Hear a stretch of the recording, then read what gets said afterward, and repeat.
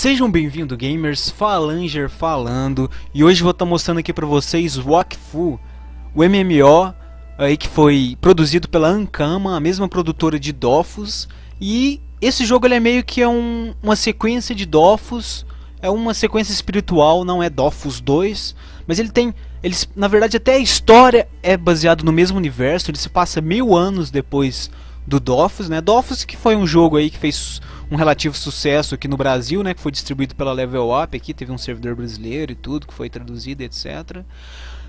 E os servidores são dois servidores, né? Basicamente, o da Square Enix, que ele é distribuído pela Square Enix na América do Norte somente, e para o restante do mundo, tanto o servidor global como ele tem alguns servidores específicos ali. Tipo, ele tem um servidor só francês, porque o jogo é francês, certo? Ele é todo distribuído pela Ankama.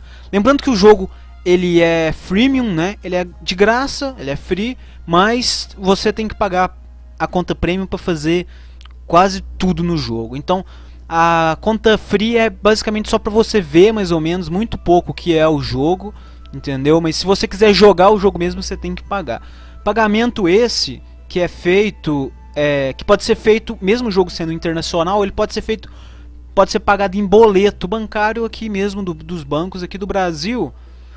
Ele adiciona aí um tanto bom de dinheiro aí, né? Ele tem uma taxa ali para fazer um boleto internacional que é bem grande, mas para quem tem uma vontade de jogar e não tem um cartão de crédito, é uma taxa ali que compensa você fazer. A mensalidade é de $6, né? É uma mensalidade barata, né, em relação aos outros jogos que são premiums, né? E sai mais ou menos aí uns R$15, né? Mas tem as taxas no final a mensalidade vai sair numa média de R$22 por aí, a mensalidade do jogo, que você pode pagar com boleto brasileiro mesmo. Então você não precisa de um cartão internacional para jogar o jogo. Então eu vou estar mostrando aqui para vocês as classes iniciais do jogo, só para vocês terem uma vislumbrada bem por cima, né, das classes. Que é o Yop, que é um guerreiro, né, que seria um guerreiro, cara com espada e tal. O Kra, que é o arqueiro. E se você vê os nomes dos personagens, o jogo é cheio desses trocadilhos, desses easter eggs no jogo, entendeu? Kra, ao contrário, é Ark, que é arco em francês, né? Sadita é Adidas, ao contrário. Sadita é a classe ali de voodoo e tal. Todas as classes, na verdade, elas dão DPS e elas são suporte e elas o jogo ele tem uma mobilidade muito grande de todas as classes. Então não existe uma classe assim específica para dar buff, entendeu? Ou de suporte, né? Ou uma classe específica para DPS. Não, ela é bem moldável, todas as classes, mesmo elas sendo um pouco específicas. O Kra, por exemplo, é mais de arco, atira a distância. O Sadita é mais o cara de voodoo ali, ele coloca umas bonequinhas e tal. Dá pra summonar, ou você bate na boneca e bate no cara. Essas paradas meio voodoo, né? O Sacrier, que usa as tatuagens dele pra bater no pessoal, sabe? Ele tem um lance de raiva e tal, quanto mais... é um berserker da parada. O Pandawa, que é um panda bêbado, a maioria das habilidades dele é baseado em bebida e etc. Rogue, que é um personagem novo, ele foi aberto acho que semana passada, se eu não me engano, que é uma das classes que já era conhecida há algum tempo que ela existia, mas ela não estava aberta no jogo. Ele tem mais uma, que é o Masquerade, se eu não me engano, que também vai abrir aí daqui a um tempo. Rogue é o Rogue, né? Ele dá uns tiros, trabalha com explosivo, armadilha e tal. Feca, que é mais ou menos um maguinho, que ele trabalha ali com os elementos e etc. Osamoda, né? Sadomaso, de trás pra frente, que é o cara, é o summoner full mesmo. A classe basicamente ele summona bichos e trabalha em cima disso. Enotrof, que é o Fortune aqui, né, de trás pra frente, como disse, tem muito desse trem de trás pra frente, etc, nos easter eggs do jogo, que ele é basicamente o cara que trabalha ali com dinheiro e tal, ele tem a taxa de achar item alto, essas coisas todas. O Sran, que é mais ou menos ali o assassino da parada, o cara da sombra, etc. Shelor, que trabalha muito com tempo, que é Rolex, de trás pra frente, né? O cara trabalha com o tempo, né? O trocadilho aí. O Ecaflip, que é o cara que trabalha com a sorte, com carta e etc.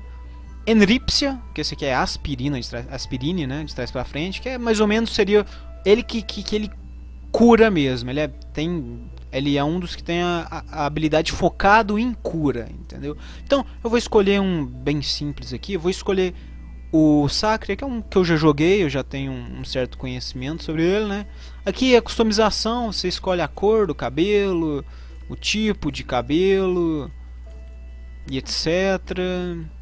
Não vamos demorar muito aqui, é bem básico. Escolhe um nome, cria o personagem. Tem os outros dois personagens meus que eu jogo o jogo já faz algum tempo. Mostrando o jogo aqui, você vê que o gráfico do jogo ele é muito bonito no sentido de que ele é todo desenhado, vê? Os cenários são todos desenhados. E uma coisa que eu gostei muito do jogo é que ele não repete muito o cenário. Você vê que tipo cada bloco de graminha desse aqui é meio que diferente do outro. Eles não são todos, não é tudo igual, não é aquele chão chapado. O pessoal ele tem uma certa, você vê os cenários, ovelhinhas, tem muitos detalhes nos cenários. O pessoal eles se atêm muito aos detalhes do jogo. É muito legal isso. Mostrar aqui uma batalha, né, que eu tenho que salvar o Gremlinzinho aqui, que é mais ou menos um petzinho que eu já. A batalha ela é em turnos, né? É igual aí, seria mais ou menos igual a Final Fantasy Tactics e Tactics Ogre. Esses jogos são mais conhecidos aí por turnos, né? Você escolhe a habilidade, bate no bicho, o bicho vai. Na verdade ele não teve a chance de me bater, mas ele me bate, eu bato nele, ele me bate, eu bato nele, e assim por diante. A customização do personagem é bem complexa. É um dos jogos com maior complexidade aí de montagem de personagem, porque além de você ter toda essa parada aqui, health points, dodge, hit skills, é muita coisa, sabe? Não é só aquela coisa de força, tererel, agilidade, não, é muito complexo. E são dois tipos de pontos que você gasta. Um, nesses atributos aqui, né? Que é a iniciativa, critical hits e etc, né? Alguns custam bem mais caro, né? Tem coisa que é tipo 150 pontos. Cada level que você passa é 5 pontos. Você tem que passar 30 níveis para comprar um ponto de action point, entendeu? Não é uma coisa muito simples. E tem as skills. As skills também você vai upando ela com pontos. Ela vai de 1 a 9. Né? Tem uma aqui que vai de 1 a 20. Umas são passivas, outras não. Então é bem complexo aí a customização do personagem em si. É bem complexo mesmo. Então vou aqui abrir um baú aqui. Pegar o jogo, ele tem umas quests já meio pré-definidas para você olhar. Se você for aqui nos achievements, ele tem Quest Book, que aqui é o livro onde basicamente tem algumas, não todas, mas algumas das quests dos jogos que você quiser, você já pega, já lê, já vê o que você vai ganhar, entendeu? Ele não tem aquelas quests de você ir andando, conversar com o NPC e pegar a quest e fazer uma coisa, não. Ele é um jogo que tem muito grind, você vai ter que ficar muito matando bicho pra passar de nível, mas não é nada muito entediante, já que ele é um jogo por turno, então você vai melhorando ali sua estratégia, vendo seu personagem e tal. Eu vou fazer um combate aqui, um pouco mais diferente, porque esse bicho eu acho que ele não vai morrer na hora, né? Deixa eu ver aqui. Aqui você escolhe onde você vai começar. Você tem esses blocos azuis pra ver onde você vai começar. Aí vou aqui bater nele. E vou explicar algumas coisas muito interessantes desse jogo em relação às habilidades que você tem. Então, o bicho bate. Eu vou lá, bato nele. Aí passo o turno. Isso parece ser bem entediante, mas é bem estratégico, então você tem que pensar muito no que você tem que fazer para você não morrer, porque o jogo ele é um pouco difícil, ele não é muito fácil não. Se você quiser upar de uma forma mais rápida, você tem que ter estratégia e tudo mais, não é só sair dando porrada, não, é um pouco mais complicado que isso. Os itens, você equipa o seu personagem com anéis, capacete, o básico, né? E os diferenciais do jogo, um deles muito interessante é as suas habilidades de combate. Elas são divididas em 3 tipos. Cada classe tem 3 tipos diferentes. Esse aqui que eu peguei, ele tem só de fogo, ar e terra. Como que essas habilidades evoluem? Colocando ponto? Não, você evolui elas usando.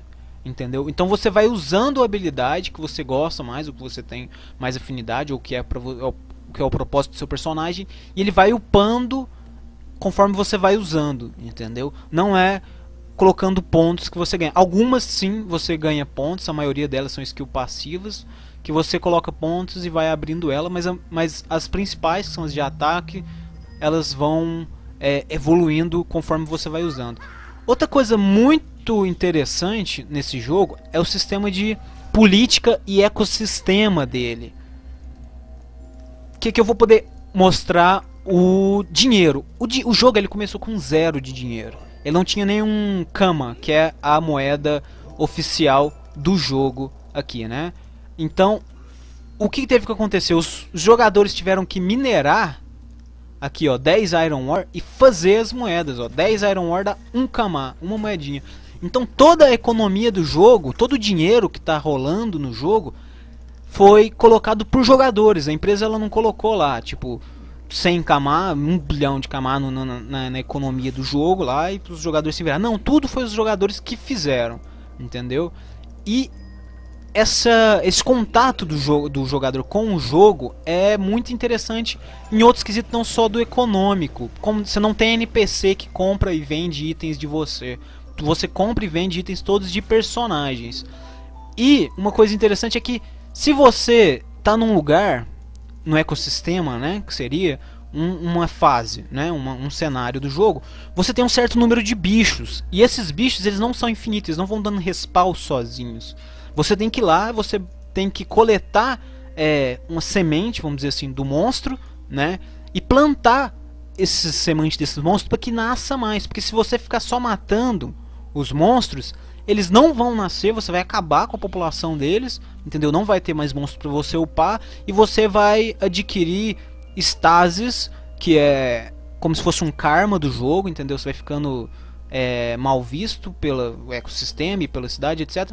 E você vai perdendo citizen points, que é mais ou menos os seus pontos de cidadãos para você fazer, para votar, por exemplo, você tem que ter um certo número de citizen points.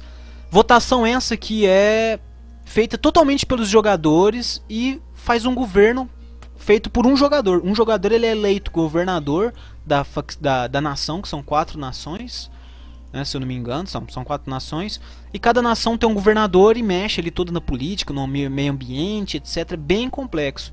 Complexidade essa que também vai para a ecologia em si, tanto quanto no monstro, quanto pelas árvores, porque se você corta as árvores, elas não nascem também, você tem que plantar as árvores de volta. É bem complexo o jogo, bem interessante.